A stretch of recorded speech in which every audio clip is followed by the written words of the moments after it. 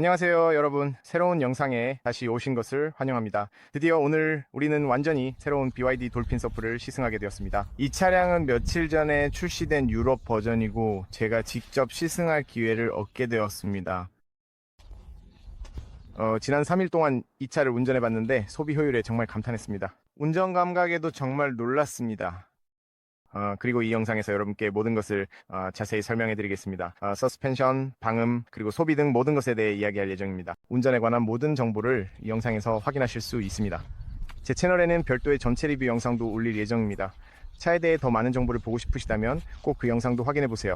차 디자인이 꽤 멋지고 상당히 매력적으로 보입니다. 이 차는 작고 컴팩트해서 도심 주행에 아주 좋지만 도심뿐만 아니라 공간도 넉넉하고 파워도 충분해서 고속도로에서 장거리 주행도 문제 없습니다. 그리고 주행거리도 꽤 괜찮은 편인데 특히 대용량 배터리가 탑재된 최상위 버전에서는 더욱 그렇습니다. 잠시 후에 배터리와 출력에 대한 정보도 알려드리겠습니다. 오늘 소개하는 버전에는 16인치 림이 장착되어 있습니다. 보통 기본형에는 15인치가 기본으로 들어가지만 저희가 시승하는 최상위 버전에는 16인치가 적용되어 있습니다. 휠이 정말 멋져 보입니다. 이 알로이 휠 디자인이 정말 예쁘네요. 참고로 이게 바로 키인데 BYD의 다른 모델에서도 동일하게 사용되는 키입니다. 이 키로 차량을 잠그거나 열 수 있습니다. 키리스 엔트리 기능도 탑재되어 있습니다. 도어 손잡이가 이렇게 문에 매립되어 있어서 정말 멋지고 매우 실용적입니다. 게다가 이런 디자인이 차량의 공기역학에도 도움이 됩니다. 또한 차량 외부에서도 시동을 걸 수 있습니다.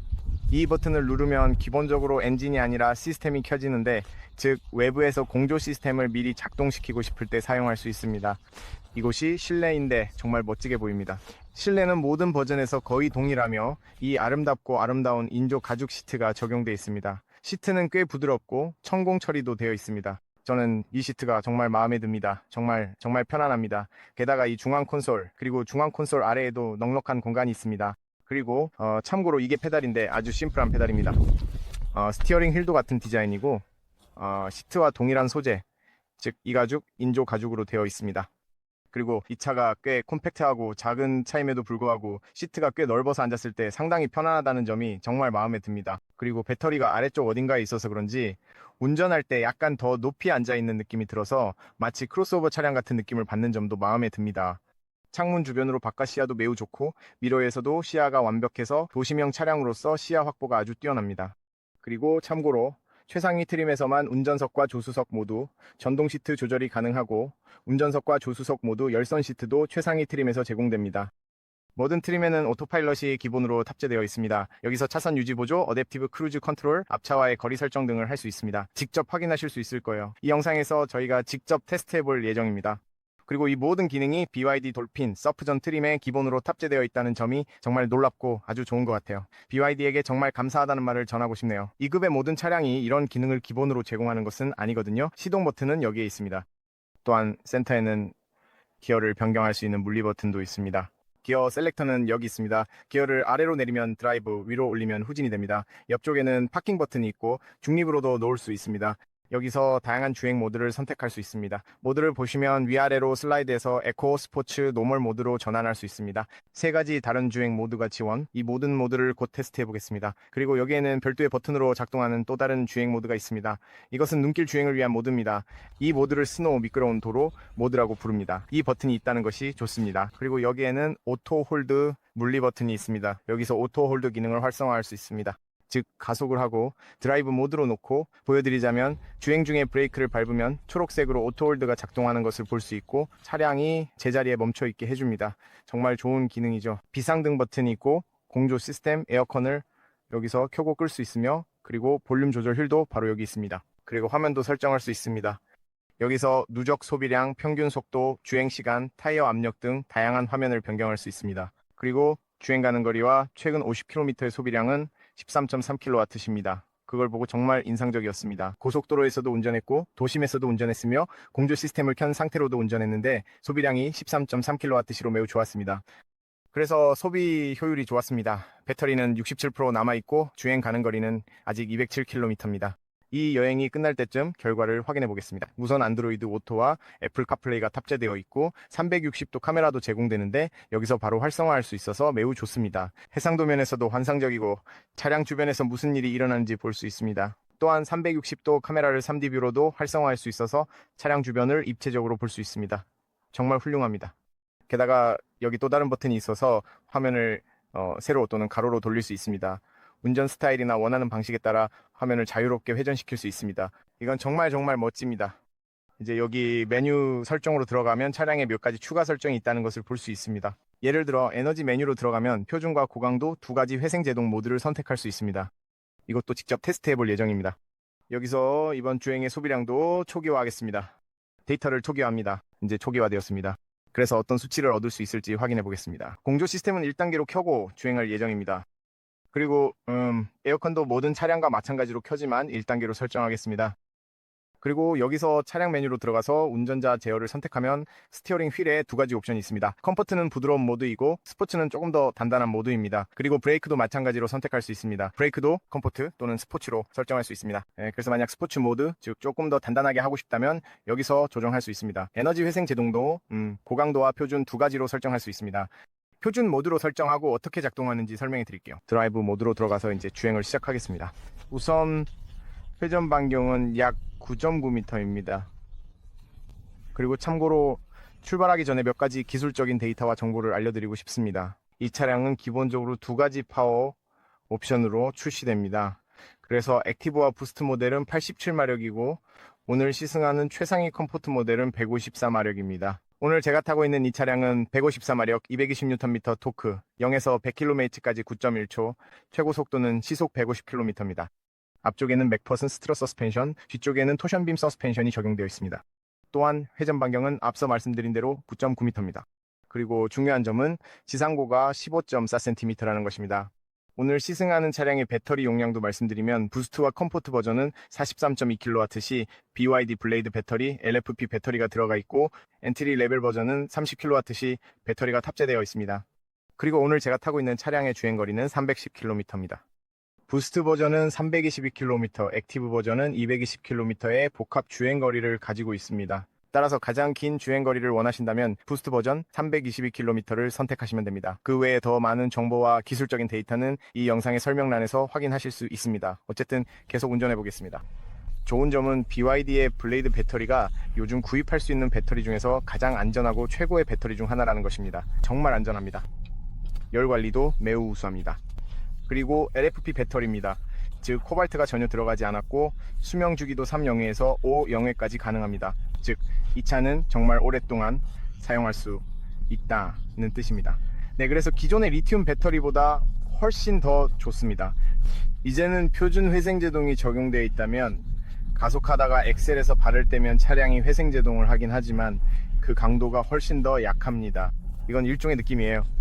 차가 굴러가는 느낌이 듭니다. 그런 인상이에요. 그러니까 가속하다가 이제 엑셀에서 발을 떼면 회생제동이 작동합니다. 여기에서 얼마나 회생제동이 되는지 볼 수 있습니다. 하지만 주로 시속 50, 60km에서는 약 7kWh 정도로 회생제동이 됩니다. 그리고 강한 모드로 설정하면 약 25kWh로 회생제동이 됩니다. 그래서 강한 모드로 해도 전기차에서 기대하는 것만큼 강하지는 않습니다. 괜찮아요? 그러니까 이것 좀 보세요. 보이시죠? 느껴지긴 하지만 여전히 차가 굴러가고 있어요. 그러니까 여전히 굴러가는 그 느낌이 남아 있습니다. 물론 브레이크를 밟으면 회생제동은 계속됩니다. 이것 좀 보세요.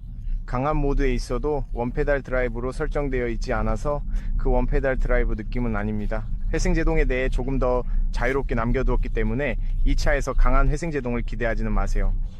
스탠다드로 옮기거나 강한 모드로 해도 그렇게 강하지 않습니다. 저는 만약 그 도로에 시선을 두세요. 앞으로 소프트웨어 업그레이드가 있다면 그게 가능할 것 같아요. 미래의 소프트웨어 업그레이드로 하이 모드를 좀 더 강하게 바꿀 수 있을 겁니다. 그래서 원페달로 운전하는 듯한 인상을 받을 수 있을 거예요. 그것도 꽤 괜찮을 것 같아요. 하지만 전반적으로는 괜찮아요. 왜냐하면 지금은 브레이크를 밟으면 회생이 되거든요. 먼저 회생이 되고 마지막에 정말 강한 브레이크가 필요할 때 그때는 도로에 시선을 두세요. 그때 실제 브레이크가 작동합니다. 이제 이것은 여기 제 얼굴을 인식하는 레이더가 있어서 제가 도로를 안 보고 있다고 뜨는데 사실 저는 보고 있어요. 아마 카메라 때문에 이걸 잘 볼 수 있어서 비활성화 할 수 있습니다. 이건 아주 간단해요. 캐빈 인식 메뉴로 가서 여기서 비활성화하면 아주 쉽게 끌 수 있습니다. 자, 다시 운전자 제어 화면으로 돌아가 볼게요. 지금 스티어링이 스포츠 모드라서 약간 더 단단합니다. 아주 딱딱하진 않지만 약간 더 단단해졌어요. 하지만 컴포트 모드로 바꾸면 스티어링이 훨씬 더 부드럽고 쾌적해져서 도심 주행에 정말 좋습니다. 그래서 도심에서는 컴포트 모드를 추천드려요. 고속도로에서나 고속주행, 그리고 커브가 많은 도로에서는 스포츠 모드로 두세요. 브레이크도 스포츠와 컴포트 모드가 있습니다. 컴포트 모드로 하면 브레이크가 조금 더 부드러워집니다.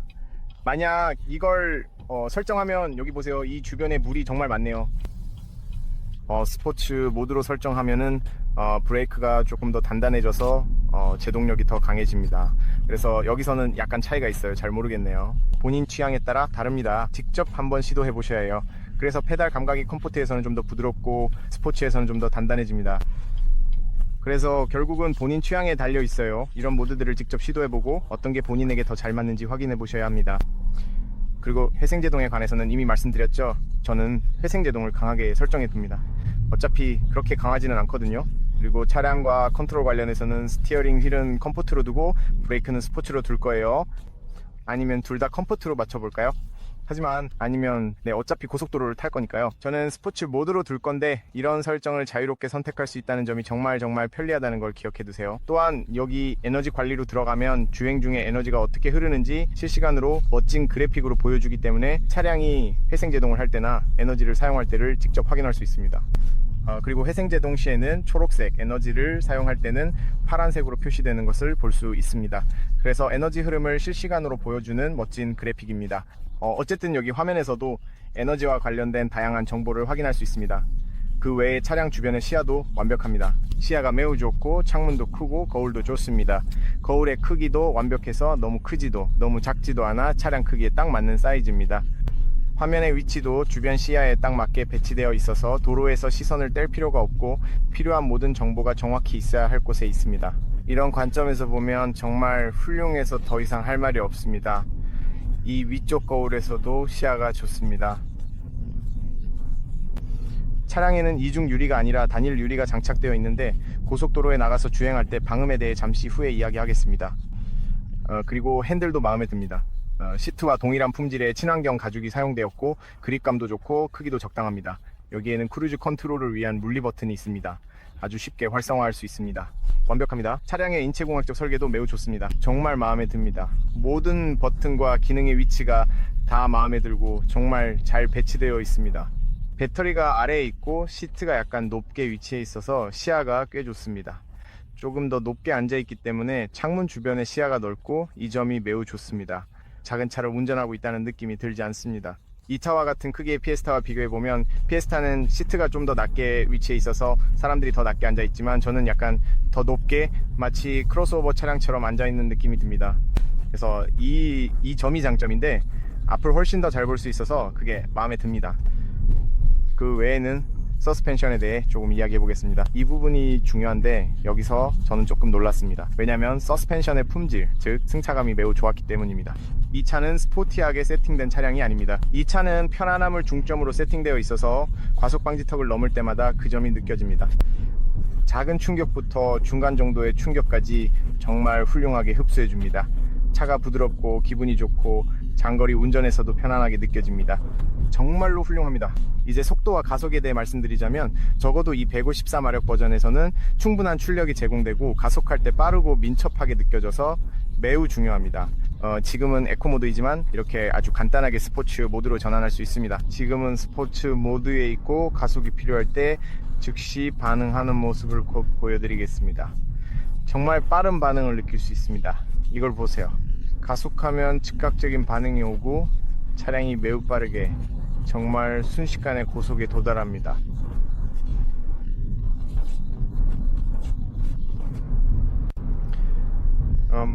물론 이 차는 스포츠카가 아니기 때문에 커브를 돌 때 약간 튀는 느낌이 들 거예요. 그러니까 땅에 딱 붙어있는 느낌은 아닙니다.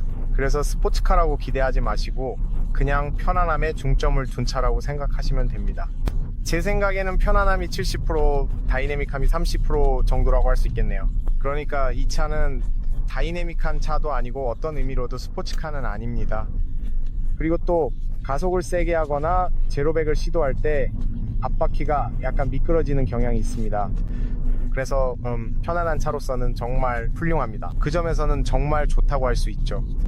하지만 만약에 다이내믹하고 땅에 딱 붙어있는 차를 원하신다면 적어도 지금 이 버전은 르노우 같은 차만큼 스포티하지는 않다는 점을 기억해 두세요. 물론 그 차는 더 비싸죠. 하지만 확실히 좀 더 스포티한 느낌이 있습니다. 그래서 제가 말한 거예요. 요즘은 정말 좋은 차들이 많아서 결국엔 본인에게 필요한 게 무엇이냐에 달려 있다고요. 왜냐하면 이 급의 많은 차들이 정말 좋지만 결국에는 개인 취향이나 필요에 따라 달라지니까요. 이 차에 대해 말하자면 만약 편안하게 운전하는 걸 좋아하고 도심에서 안전 기능이 많고 편안함에 중점을 둔 주행을 원한다면 정말 훌륭한 차입니다. 서스펜션도 편안하고 아주 좋습니다. 물론 외부에서 들어오는 소음이 약간 들리긴 합니다. 방지턱을 넘을 때 아래쪽에서 소음이 들리고 위쪽에서도 약간의 소음이 들립니다. 이제 고속도로에서 어떻게 되는지 볼 건데 이미 테스트 해봤어요. 하지만 이 등급의 차량에서는 어느 정도 정상적인 일입니다. 소음이 아주 심한 건 아니지만 약간 들리긴 합니다. 그래서 이 점은 염두에 두셔야 합니다. 하지만 정말 코너를 돌 때 너무 쉽습니다. 차를 제어하는 것도 정말 쉽습니다. 시야도 아주 좋고 민첩하고 기동성도 뛰어납니다. 이 점이 정말 마음에 들어요. 자, 이제 오토파일럿을 설정해 봅시다. 이 차에서 가장 인상적인 부분이 바로 이겁니다. 이 BYD 돌핀 서프만큼 잘 작동하는 차량은 이 등급에서 많지 않을 것 같아요. 이 차에는 대형 차량에 사용하는 것과 동일한 지능형 크루즈 컨트롤이 탑재되어 있습니다. 여기서 설정만 하면 차선 사이를 유지하고 가속하고 브레이크를 밟고 거리를 유지해 줍니다. 정말 잘 작동합니다. 그리고 이건 네 레벨이 오토파일럿입니다. 가끔씩 운전대에 손을 올리라고 경고도 해줍니다. 이 차는 교통속도 제한 표지판도 읽을 수 있습니다. 그리고 정말 좋아요. 어제 테스트 해봤는데 정말 감탄했습니다. 가장 인상적인 점은 이런 기능들이 최상위 트림에만 적용되는 게 아니라는 겁니다. 이런 기능들이 기본 모델에도 적용됩니다. 그래서 가장 저렴한 모델을 사든 가장 비싼 모델을 사든 모든 버전에 기본으로 들어가 있어요. 그리고 이건 정말 좋은 점이에요. 네. 지금은 속도를 100으로 맞췄고 시속 100km로 달리고 있습니다. 저 트럭을 추월해야 될 것 같아요. 돌을 튀고 있거든요. 돌이 이제 튀는 건 원치 않으니까요. 이런 트럭들은 공사장에서 나올 때 한 번도 세차를 안 하거든요. 근데 보세요. 금방 120까지 올라왔어요. 정말 빨랐어요. 여기서는 즉시 힘을 느낄 수 있어요. 힘이 필요하면 바로 쓸 수 있습니다. 지금 바로 크루즈 컨트롤과 차선 보조를 설정할 수 있어요. 그냥 버튼만 누르면 차가 차선 사이에 머물고 가속하고 브레이크도 밟아요. 그리고 지금 보시면 시속 100km로 주행 중입니다. 방음도 꽤 괜찮아요. 이 차 크기나 이 차의 성격을 생각하면 꽤 좋은 편이죠. 조금 더 속도를 내면 예를 들어 시속 110km로 설정할 수 있는데 이제는 아래쪽 즉 타이어와 도로에서 약간의 소음이 들리기 시작합니다. 어쨌든 이곳 아스팔트가 그렇게 좋은 품질은 아니지만 시속 110km를 넘으면 약간의 소음이 들리기 시작해요. 약간의 풍절음도 있습니다. 또한 오늘은 밖에 바람이 조금 붑니다. 하지만 시속 110km부터 그 이상에서는 약간의 풍절음이 들리기 시작해요. 그래서 그 점은 염두에 두셔야 합니다. 하지만 전반적으로는 괜찮아요. 정말로 잘 작동하고 있어요. 오토파일럿이 여전히 작동하는 것도 보이시죠? 저는 이 F가 마음에 들어요. 그래서 저는 바깥 시야가 아주 좋습니다. 이건 적어도 저에게는 매우 중요한데 시야가 탁월해야 하거든요. 네, 그렇습니다. 그리고 파워에 관해서 말하자면 정말 힘이 넘칠 정도로 충분합니다. 다른 차를 추월해야 할 때도 전혀 문제가 없어요. 파워가 정말 충분히 넘쳐납니다. 그저 그 힘을 사용하기만 하면 됩니다. 적어도 최상위 버전에서는 그렇습니다. 이제 고속도로를 벗어나 보겠습니다. 아주 쉽네요. 모든 것이 제자리에 있고 정말 훌륭합니다. 핸들 위에 손을 올리는 위치나 그립감도 정말 좋습니다. 그러니까 모든 게 저한테는 완벽해 보입니다. 뭔가 불평하거나 잘못됐다고 말하거나 심각한 문제를 찾을 수 있을지 모르겠네요. 보시다시피 지금은 강한 회생제동 모드에 있고 시속 100km 정도에서 속도가 높을수록 회생제동도 더 강하게 느껴집니다. 지금 보시면 32kWh로 회생제동이 이루어지고 있습니다. 그래서 고속에서는 회생제동이 더 강하게 느껴지지만 도심에서는 거의 회생제동이 없는 것처럼 느껴집니다. 그래서 네, 잘 모르겠어요. 이렇게 세팅되어 있어서 속도가 높을수록 회생제동이 더 강해집니다. 하지만 결코 원페달 드라이브는 아닙니다.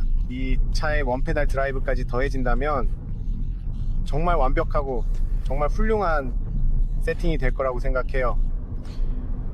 하지만 전반적으로 코너를 돌 때는 잘 나갑니다. 이제 고속도로로 가서 가속도 한번 해볼 거예요. 그러면 이 차가 좀 더 높은 속도에서 어떻게 주행하는지도 볼 수 있을 겁니다. 하지만 전반적으로는 꽤 괜찮아요. 지금 제가 틀리지 않았다면 브레이크가 스포츠 모드로 설정되어 있어서 좀 더 강하게 잡힙니다. 브레이크를 컴포트 모드로 바꾸면 그냥 이렇게 둘게요. 지금은 스포츠 모드인데 보시다시피 정말 빠릅니다. 꽤 빠르긴 한데 그렇게 안정적이지는 않아요. 이 차가 안정적인 차라고 기대하지 마세요. 스포티한 차가 아니라서 약간은 그립감이나 제어력이 떨어지는 느낌이 있습니다. 하지만 너무 심하진 않고 살짝 그렇다는 정도예요. 그 외에는 빠릅니다. 좋은 점은 꽤 빠르다는 거예요. 그래서 지금 보시다시피 가속을 하면 힘이 부드럽고 천천히 전달되지만 다른 차를 추월하기에는 충분한 힘을 줍니다. 네, 그게 포인트죠. 코너에서는 그렇게 안정적이지 않아요. 이게 왜냐하면 이 차는 좀 더 편안하게 세팅되어 있어요.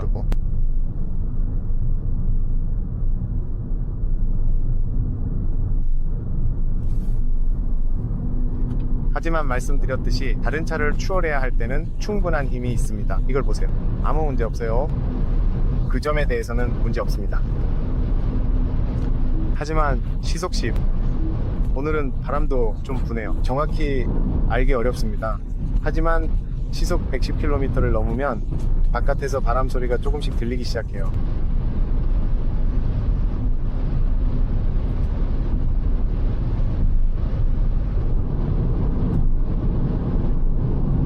지금 이곳의 아스팔트 상태도 그렇게 좋지 않습니다. 하지만 시속 120이 되면 소음이 들리기 시작합니다. 그래서 제 생각에 이 차의 단점은 고속주행 시방음이 다소 부족하다는 점인 것 같아요. 하지만 그 외에는 정말로 매우 좋습니다. 또한 고속주행 시 주행 안정성도 꽤 괜찮지만 그 부분도 조금 더 충분히 개선할 수 있을 것 같아요. 그래서 이런 점들이 앞으로 개인적으로는 꼭 개선되었으면 하는 부분입니다. 하지만 정말 문제없이 더 빠르게도 운전할 수 있습니다. 여기에는 충분하고도 남는 출력이 있습니다. 네, 주행 안정성도 괜찮은 것 같아요. 이 차로는 정말 쉽게 이동할 수 있습니다. 하지만 박음 부분은 확실히 개선할 수 있는 지점입니다. 그리고 그건 오직 시속 110, 115 이상에서만 느껴집니다. 그 외에는 꽤 강력하고 품질 좋은 차입니다.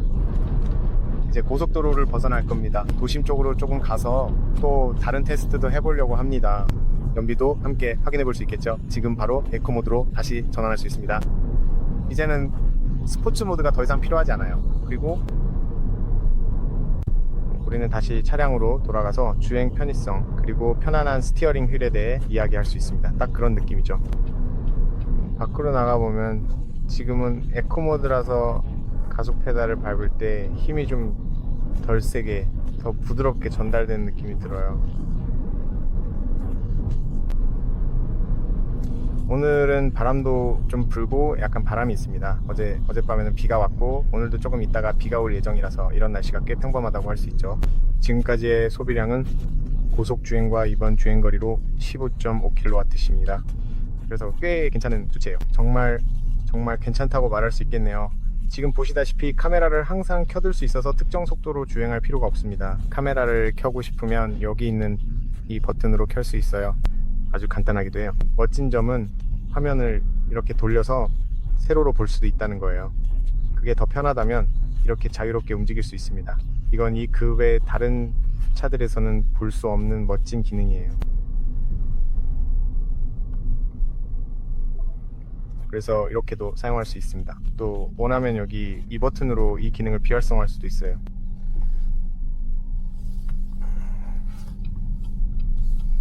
코너를 돌 때도 쉽게 조작할 수 있어요.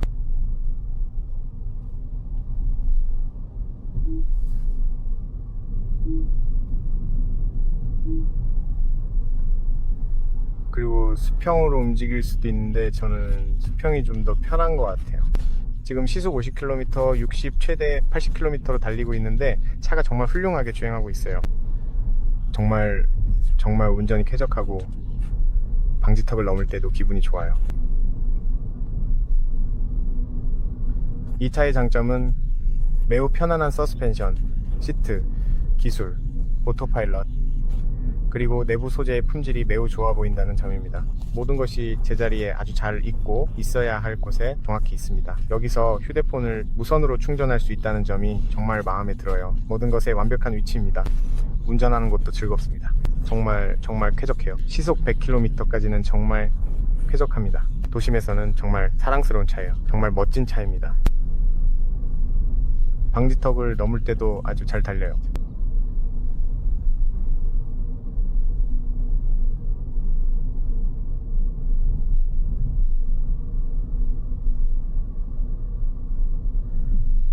여기는 조금 더 큰 과속 방지턱이 있는데 차가 어떻게 반응하는지 볼 수 있겠네요. 오, 꽤 잘 넘네요.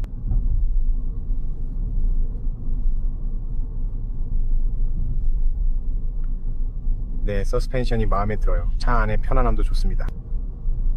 이건 확실히 장점이에요. 그리고 가끔은 저 개인적으로는 편안한 차를 정말 좋아해요. 저는 그렇게 스포티하게 운전하지 않아요. 저는 다이나믹하고 딱딱한 서스펜션이나 단단한 세팅보다는 편안함을 더 선호해요. 그래서 이 차의 세팅 방식이 정말 훌륭하다고 생각해요. 대부분의 사람들이 이 정도면 충분히 만족할 거라고 생각합니다.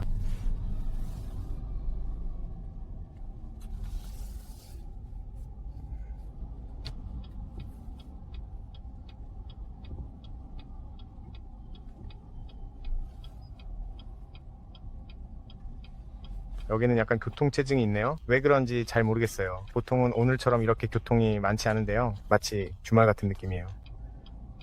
오늘 왜 이렇게 이 근처에 차가 많은지 잘 모르겠네요. 정말 미쳤네요.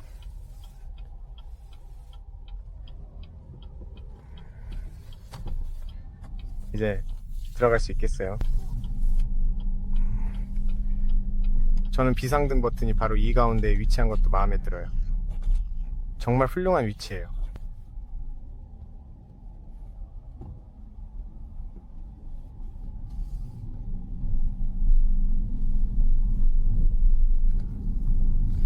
보통 도심에서 운전하면 고속도로에서 고속 주행할 때보다 연비가 훨씬 더 좋아요. 그래서 이 차는 기본적으로 도심 주행용으로 설계되고 만들어진 차예요. 그래서 이번 여행에서는 대부분 고속도로를 달렸기 때문에 아마도 도심에서 좀 더 운전할 시간이 필요할 것 같아요. 그래야 연비를 좀 더 섞어서 볼 수 있겠죠. 그래서 지금 바로 도심에서 조금 운전해 보려고 해요. 그리고 어제 연비가 정말 좋았다는 것도 알게 됐어요. 일주일 동안 시내 교통을 운전하면서 시내를 가로질렀는데 연비 수치 면에서 정말 좋았어요. 그래서 이 점이 매우 중요한데 이 차를 구매할 사람들은 대부분 도심에서 운전할 것이기 때문이에요. 그래서 바로 그곳, 즉 도심에서 이 차가 가장 효율적입니다. 지금까지 시작한 이후로 여기까지 15.2kWh가 남아 있습니다. 그래서 아마도 평소보다 약간 더 높을 것 같지만 제가 본 바로는 이 차가 완벽한 조건에서 도심에서는 최대 500km까지 주행할 수 있고 이는 10kWh 이하의 소비를 의미합니다. 정말 인상적이죠.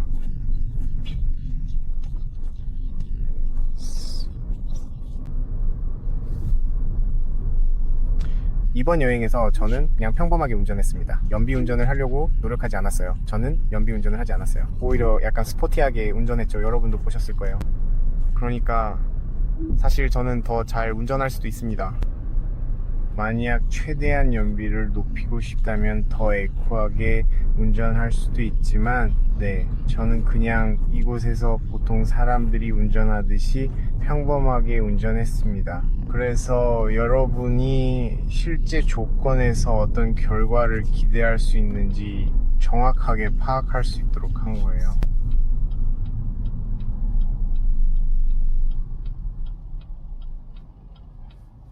보시다시피 우리는 이미 도심에 들어왔고 소비량이 내려가고 있어요. 15.1kWh로 아주 좋네요.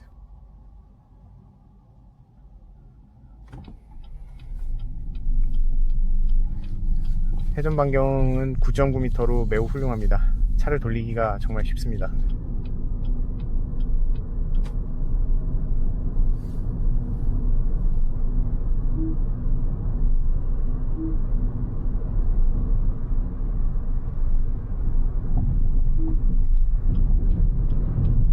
에코 모드에서도 힘이 충분하다고 느껴져요. 그것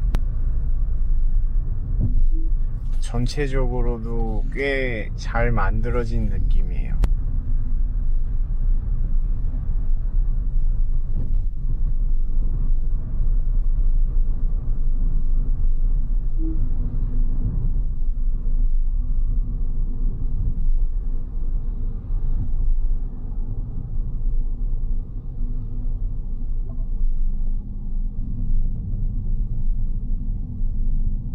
그리고 과속 방지턱을 넘을 때도 아주 부드럽게 잘 지나갑니다. 이 차의 가장 큰 장점이 바로 그거예요. 편안함이 정말 뛰어납니다.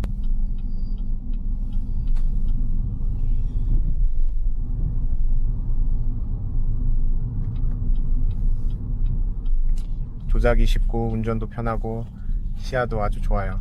전체적으로 보면 정말 훌륭한 차입니다.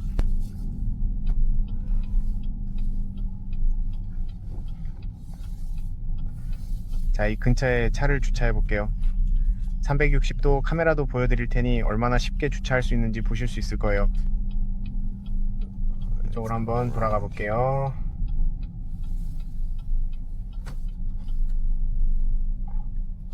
이제 후진할 때는 브레이크를 밟고 기어를 앞으로 천천히 밀면 360도 카메라가 자동으로 활성화되는 걸 볼 수 있어요.